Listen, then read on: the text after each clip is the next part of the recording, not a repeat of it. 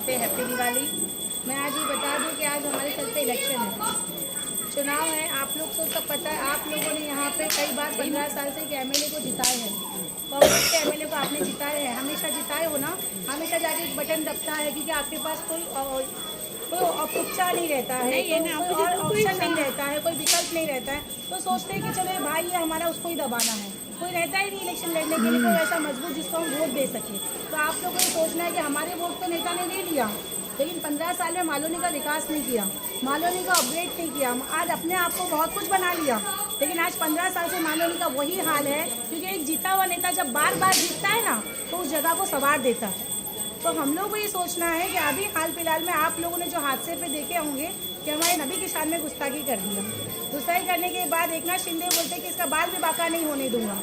ये भारतीय जनता पार्टी वाले भी बीच में आके घूमेंगे अभी इलेक्शन में, तो आप लोगों को ये बताएंगे कि हमको वोट दो, हम ये विकास करेंगे, हम आपका विश्वास जीतेंगे। लेकिन कोई भारतीय जनता पार्टी वालों को पड़कने मत देना, क्योंकि वो क्या कर रही है, नफरत का माहौल पैदा कर रही है। क्योंकि आज दिवाली हम आपके साथ बैठ के मना सकते हैं, ईद भी आप हमारे साथ मनाते हैं, आप भी शीरकुरमा खाते हैं, हम भी आपकी मिठाई खाते हैं। तो आज एकता जो हम लेके चल रहे हैं, उस एकता को तोड़ने का काम भारतीय जनता पार्टी के लोग कर रहे हैं। तो हमको ऐसे जो तोड़ने वाले आएंगे, नफरत फैलाने वाले आएंगे, उसको हमको दूर भगाना है, उसको हमको वोट नहीं देना है। क्योंकि एक वोट हमारे 5 साल बर्बाद कर देता है। अगर कोई गलत नेता चुन लिए तो जिंदगी के 5 साल हमको भुगतना पड़ता है। वो नेता तो बहुत कुछ बन जाता है, लेकिन भुगतना हम बहनों को पड़ता है। जब घर में कई तकलीफ आती है, कई मुश्किलें आती है, तो सही नेता की जरूरत होती है हमको।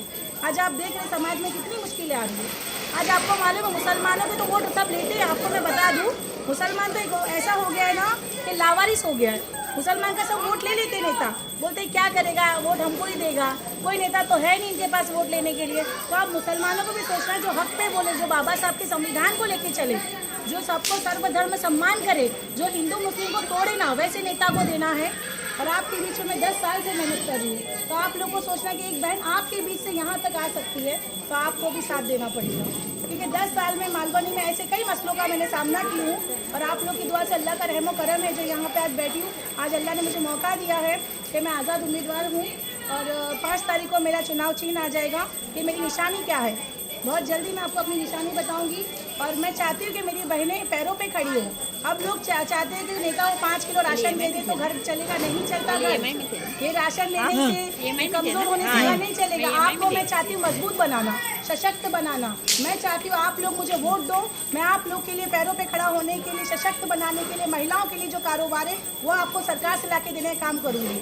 मैंने और एक नियम यहाँ पे सोचा है कि जब अल्लाह ने मुझे नवाजा, आप लोगों ने वोट दिए, तो इंशाल्लाह जो बच्चे नशे में तब्दील हो चुके हैं, हमारे बिगड़ चुके हैं, हर घर में एक बच्चा नशे में तब्दील है, तो हमको ये सोचना उस बच्चों को कैसे संवारे, कैसे सुधारे। तो उसके लिए लिहाज सेंटर सरकार से लाके देने का काम भी मैं आपके लिए करूँगी। क्योंकि जब माएँ रोती तो मुझे पता है कैसे तड़प तड़प के रोती कि मेरा बच्चा बिगड़ चुका है। तो हमको यह नशे कारोबार भी बंद करना है।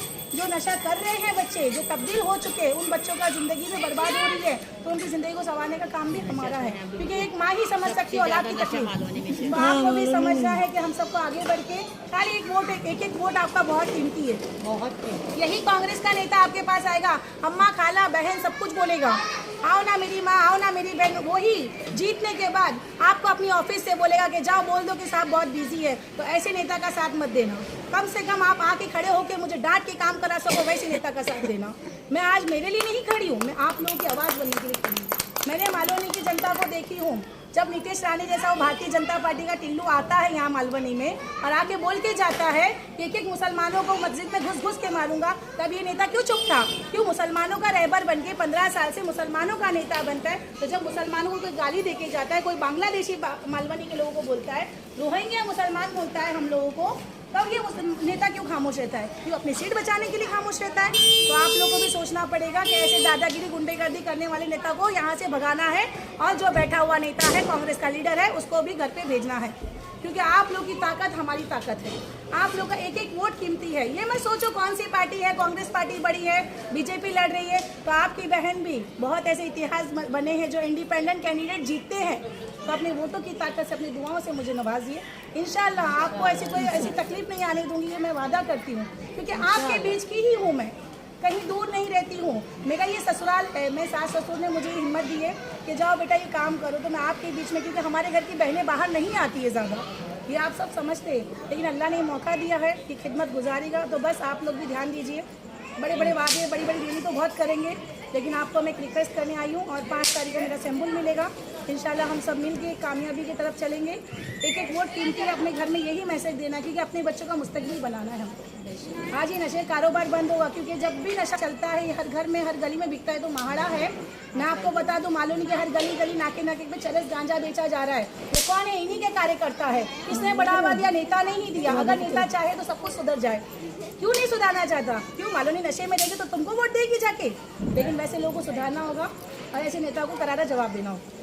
एक एक वोट ऐसा जवाब देना कि जो तकलीफ अब तक उठाए होंगे, बहुत उठाए होंगे आप लोगों ने तकलीफ। जाते होंगे आप एमएलए के ऑफिस पे, लेकिन लेटर भी नहीं मिलता कई लोगों को। कई लोगों ने मुझसे आके शिकायत की है कि आप हम ऑफिस पे जाते तो हमको एक लेटर नहीं मिलता, हमने भर भर के वोट दिए।